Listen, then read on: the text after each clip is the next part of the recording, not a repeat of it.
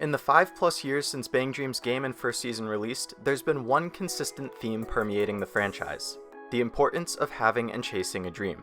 And no piece of the series has better emphasized that than the Poppin Dream film, which follows Poppin Party as they travel to Guam to play an international festival called Save the Dream. When questioning what that dream is, Kasumi is told, "Everyone has the right to have a dream." An ambiguous answer, but one that's intentionally open-ended because that dream is different for everyone. Poppin Dream is filled with callbacks to previous seasons and arcs that show us just how far the girls have come over these last few years, and it's these moments that demonstrate just how powerful a dream can be. Between the song choices, lyrics, and actions taken, the amount of references for longtime fans is plentiful. This all kicks off with Poppin Party's acoustic performance of On Your New Journey at a pre-party the night before the festival, a song that longtime fans of the franchise will recognize as one of the first singles they ever released as a group just about 6 years ago. The lyrics describe a desire to keep chasing a goal and to not give up, no matter how far away it may seem or how hard the path may get on the way there. The message behind the song becomes more apparent when you see how the members of Morphonica and Reza Seelen react to it, particularly Mashiro and Masking. A shot of Mashiro looking pensive accompanies the lyric, "Even if I can't reach you now, I'll keep playing this song," which brings back memories of her own rocky experience forming Morphonica. Initially inspired to join a band after seeing Poppin Party perform, this dream is shattered soon after, but Poppin Party remain firm in their stance that if she truly loves music and wants to play it, she shouldn't give up. The case for Masking is similar, who walks away on the verge of tears to the lyric, "I'll chase after it, I'll keep believing."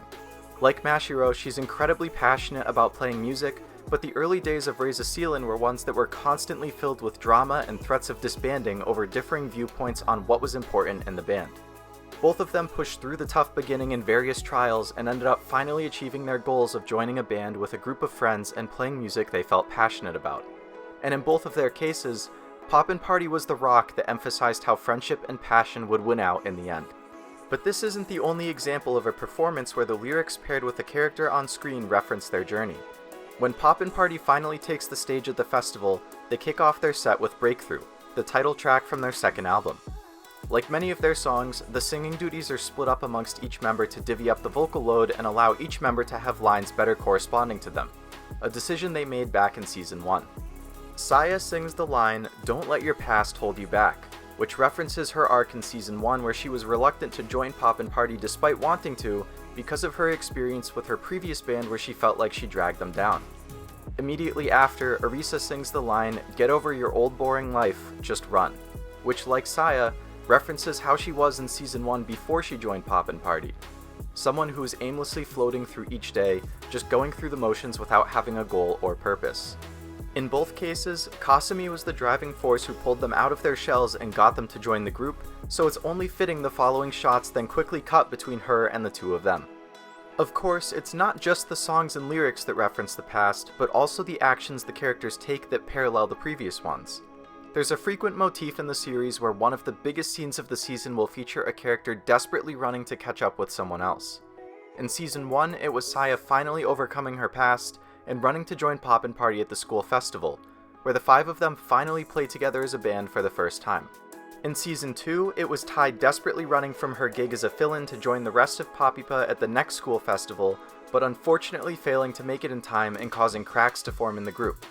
In Season 3, it was a united Reza Seelen running to find Pario, who was on the verge of leaving the group and telling her how important she was to them.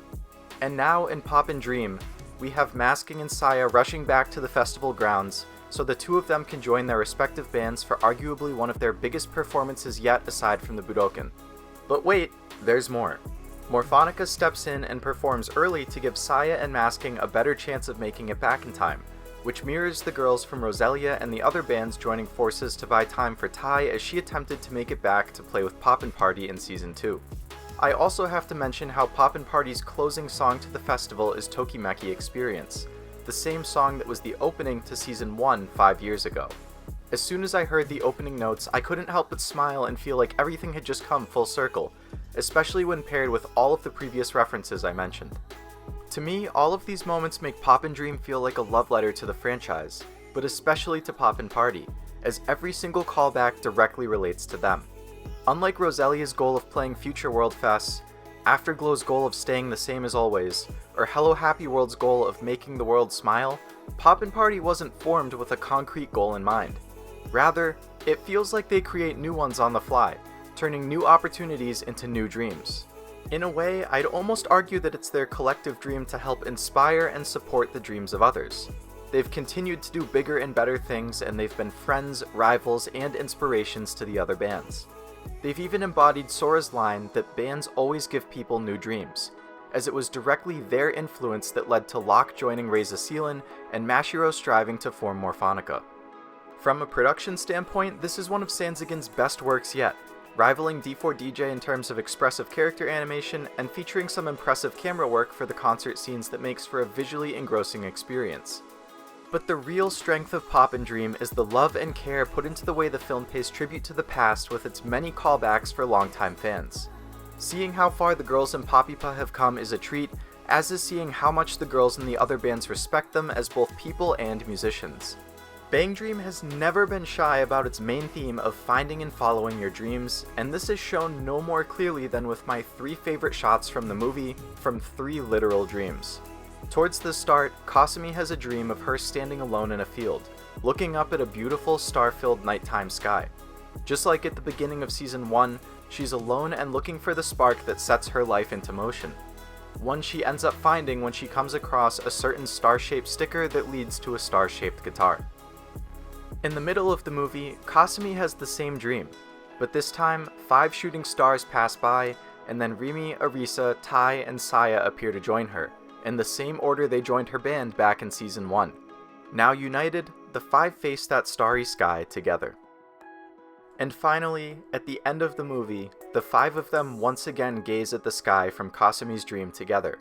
But this time, they're living that dream, and playing for a crowd of thousands to inspire even more dreams. I can't say for sure what's next for Kasumi, Tai, Rimi, Arisa, and Saya after this, but I'm confident that whatever it is, it will be a sparkling, heart-pounding Poppin Dream.